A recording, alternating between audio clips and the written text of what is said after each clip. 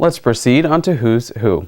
This is a segment which is very closely viewed by many households as they wait to see which guest comes on the segment. The founder and host of this segment is Mr. Sonny Segal, who is the CIO of Montgomery County, Maryland.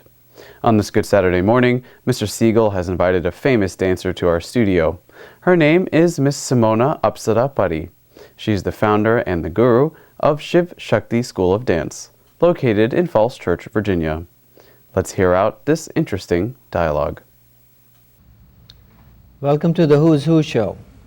This is your host, Sonny Segal. Today, my guest is Sumona Apsara Parii. She's the founder of the Shiv Shakti School of Dance here in Falls Church, Virginia. Welcome, Sumona. Thank you so much for having me. Yes, it is so good to have you on the show. You are a phenomenal dancer. Well, thank you. Thank you so much. I happened to be in the audience at one of your dance performances. Oh, that's great. And I thought this was really wonderful.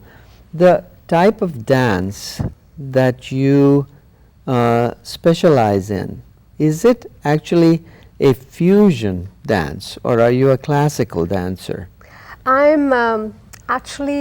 I am trained predominantly in my younger years. I started as a teenager in Bharata Natyam. So basically I am a Bharata Natyam classical Indian dancer.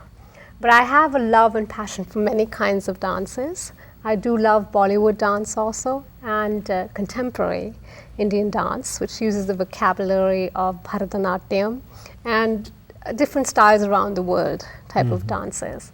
So when I choreograph pieces, especially from Bollywood, I like to put in my training of Bharata Natyam, the basic what we call nritta, and expression, facial expressions, but the lightheartedness also of Bollywood and contemporary. I like to, like you said, create a fusion out of it. So it's just part of the joy of creativity as a dancer. I see, yes, and I found that so very different. In other words, from time to time, I was enjoying both the classical movements and what are now contemporary, what we refer to as Bollywood. Yes. So exactly. and the blend of the two, the way you have choreographed and produced them, is just wonderful. Oh, thank you so much. I'm glad you appreciated it. And at the Shiv Shakti School of Dance, what do the students learn when they come in and as they progress? Well, naturally, there's different kinds of students. Some students are interested in just pure Bharatanatyam, want to learn the foundations of it. Some are just interested in learning a Bollywood dance piece, either something they've seen or they want me to choreograph it and teach it. So different students, obviously different people, different needs. So, but I do teach both. I teach beginners and intermediate Bharatanatyam. And Bollywood dance, there's really it's different levels, like beginners, intermediate and advanced, but they all somehow blend into each other. So there's really no cut way necessary. But Bharatanatyam, there's particular stages. You learn the foundation, just pure what we call adavus, just pure basic movements. And then you get into more intricate dance moves, or nritta, what we call. Then the most challenging, believe it or not, is abhinaya, which is at least emotionally and mentally more challenging than pure dance. So in Bharatanatyam, there's a structure, just like ballet, there's a certain structure. Whereas Bollywood dance, because it's more lighthearted, yes, the stages tend to blend with each other. So that's the experience I've had with teaching varied forms of kinds of students, basically. Now, to learn Bollywood dancing, does one have to know Bharatanatyam? You don't have to know it, but I must say, many of the actresses that we have in Bollywood, Madhuri Dixit, all of these, one of them, Madhuri Dixit, is mainly known as Hema Malini. Yes. All the dancers I've noticed who are classically trained make better actresses and make better Bollywood dancers. Oh. Because there's that strong foundation of abhinaya, and just mood and emotion and more grace and movement. And I can usually tell in a heartbeat when I see an actress or a dancer in the Bollywood movies if they've been trained in classical. just a very subtle difference you can see between one who's trained and who isn't. I So see. I think maybe the layman won't able to tell, but those of us who are trained in classical, we can see it in the way they move themselves and things like that. So it definitely helps. So those dancers who achieve Arangetram, right? They have their. Is The that kind of like a graduation. graduation? It is, and and they've the truth achieved is- some level of proficiency. Yes, it's like almost like high school you've done in 12th grade. Technically, Arangetram literally means to ascend the stage. Historically, when a student did Arangetram, it was the first time per se as a solo dancer in front of so many people doing 7 different pieces, what we call a margam. And this takes anything between 7 to 10 years of training, and a lot of commitment, dedication, devotion is required in it. But many of my gurus have said Arangetram technically is only the beginning. It's just like graduating high school. After my. that, there is such a thing as a BA and a master's in Bharatanatyam. So I still consider myself, and my gurus have encouraged that in me, have the beginner's mind. I still want to keep my feet on the ground, saying I watch these other Bharatanatyam dancers who are incredible. And I'm like, I have a lot to learn still. And if you can keep that attitude, it keeps you open to the refinement process and growing in your art, because learning is a lifelong journey, really. So, yeah. And your interest and your involvement in yoga. And are you teaching yoga? I'm a yoga teacher, and I have Yeah. taught in studios, and I tend to also put in yoga, asana teachings into my dance teachings as well. So Because they the are sisters- connected. They are. Yoga and especially classical Indian dance, historically they both started at a similar time, around 4,000 years ago. So that's why they're considered sisters, because many of the moves that are done in classical Indian dance come from the asanas or postures of yoga. So yes, there is an amazing relationship between the two. And as for the perfection, the rigor too of dance, does yoga actually help the inner self? You know, with whatever is the rhythm or the balance. Do you feel that? Oh yes.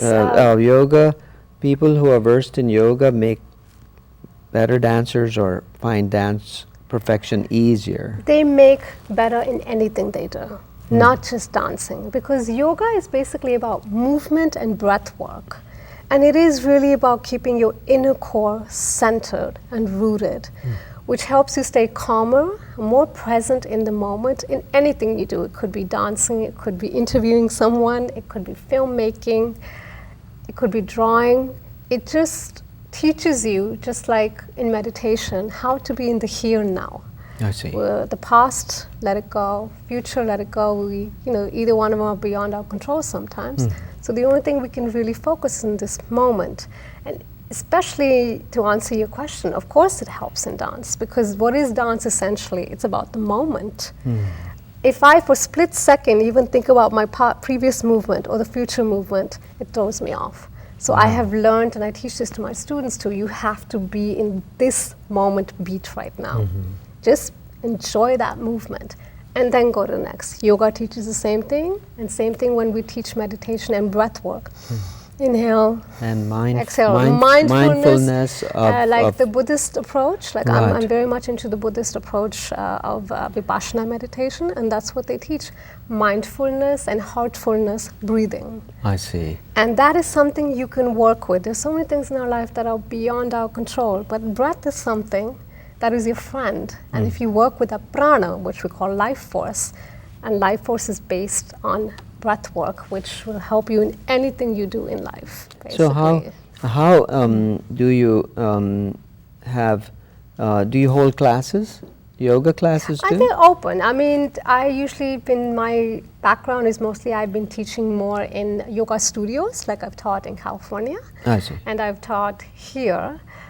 My dance school, obviously since it is Shiv Shakti School of Dance right now, predominantly focuses on dance, but like I said before, I incorporate in my lesson plans asanas of yoga also, and meditation, because I feel that is part of the curriculum of teaching dance. And many dance schools around the world do that also. I know a lot of dance schools in India have yoga and meditation classes for dance students. The type of yoga, can you just say, because I see there's so many kinds. So many kinds, you know. Yeah, they're I never know. just yoga, there is something before or after. Yeah, there's so many, and you know what?